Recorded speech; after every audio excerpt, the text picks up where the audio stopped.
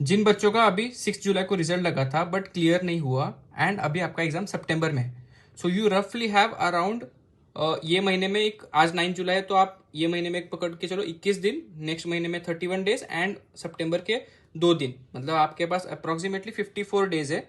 और अभी तक अगर आप वही चीज़ में हो कि सर फेलियर एक्सेप्ट नहीं हो रहा है, मैं पास होना चाहता था वो एक्सेप्ट ही नहीं किया है, एंड अभी भी वो रोना धोना चालू है, तो उससे बाहर आओ, एक्सेप्ट करो एंड मूव ऑन। ठीक है, ये टाइम अभी रिग्रेट्स का नहीं है, ये टाइम है अभी एक्शन का। पर अभी ये जो मैं फेस देख रहा हूं ना, यहाँ पे बच्चे और एक गलती सबसे बड़ी कर रहे हैं कि हाँ, जिन्होंने एक्शन भी लिया ना वो गलत एक्शंस ले रहे हैं। सो यहाँ पे एक एक्शन पे मैं बोलना चाहता हूँ कि यहाँ पे बच्चे क्लासेस लगाना चालू करें। जैसे सभी सपोज अभी ऑडिट ले लो, ऑडिट फेल हो गए, ऑडिट का क्लास लगा लिया। अरे आप समझो पहले आपकी फॉल्ट क्या है, आप ऑडिट में फेल क्यों हुए। ऑडिट में आप इसलिए फेल हुए ताकि आपके कंसेप्ट वीक थे इसलिए, या आपकी रिविजन्स कम हुई, या आपको मॉक टेस्ट लिखा नहीं इसलिए। आप एनालाइज करो खुद बैठ के। अगर आपको लग रहा है हाँ मेरे कंसेप्ट वीक है तो क्लासेस लगाना जरूरी है, बट अगर आपको लगता है कि नहीं मेरे रिविजन्स और 2 हो जाते थे और आप क्लियर हो जाते थे, थोड़ा सा अच्छे से स्ट्रेटेजी लगाते तो हो जाते थे, थोड़ा मॉक्स लिखते तो हो जाता, देन डू दैट थिंग। आप प्रॉब्लम ये है और सोल्यूशन ये लगा रहे हो।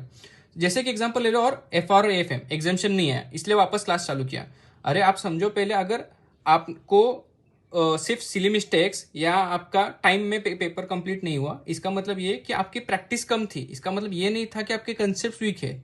अगर आपको क्वेश्चंस के आंसर्स आ रहे थे बट आप पुट ऑन नहीं कर पा रहे थे प्रेजेंट पे पेपर पे, तो प्रेजेंटेशन मिस्टेक था ना, तो आप उस पर वर्क करो। तो उसके लिए आपको कंटिन्यूस राइटिंग प्रैक्टिस चाहिए, जितने हो सके उतना ज्यादा लिखो। मतलब आप समझो कि आप इतना लिखो कि बस 5-6 पेजेस एक एक, सॉरी 5-6 बुक्स एक एक सब्जेक्ट के भर जाए। मतलब एफ आर के 4-5 नोटबुक और ए एफ एम के 4-5 नोटबुक अभी आराम से आप भर के लिख लिख के सॉल्व कर सकते हो। इतना प्रैक्टिस करो तो आपका 100% क्लियर हो जाएगा।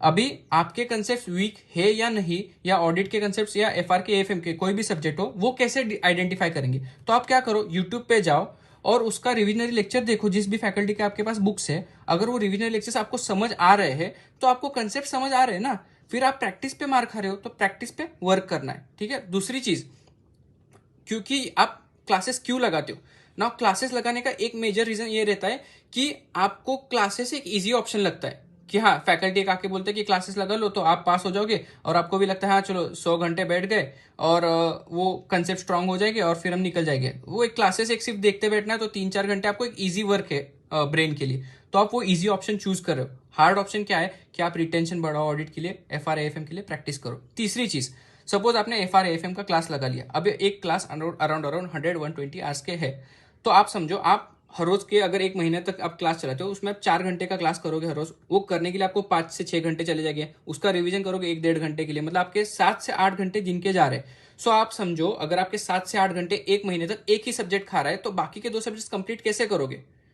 और एक चीज, उसके बाद भी सपोज आपको लग रहा है कि नहीं सर मेरे कंसेप्ट वीक है, तो कहीं कहीं पे कोई कोई चैप्टर्स हो गए वहां पे ही वीक हो गए। जैसे सपोज अभी ऑडिट में ले लो कि बैंक जैसा एक चैप्टर है, अभी उसमें बहुत ज्यादा कुछ कंसेप्ट जैसे नहीं है, उसमें आपको बाय हार्टिंग ज्यादा है, बट अभी कोई एसेस है उसमें ज्यादा कंसेप्ट है।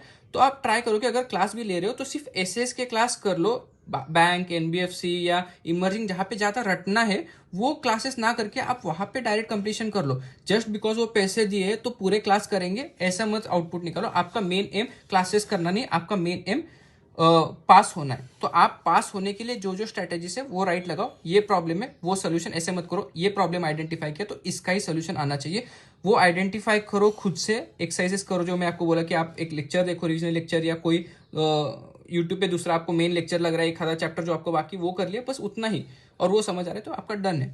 तो इससे इसके अलावा मुझे नहीं लगता है कोई भी कुछ जरूरत है क्लासेस की ये टाइम पे, जस्ट बिकॉज कोई फैकल्टी बोल रहा है। ठीक है, ऑल द बेस्ट। कुछ भी अगर आपको हेल्प चाहिए मेंटरशिप के बारे में तो आप मुझे डीएम कर सकते हो, मैं आपको हेल्प करूंगा। All the best.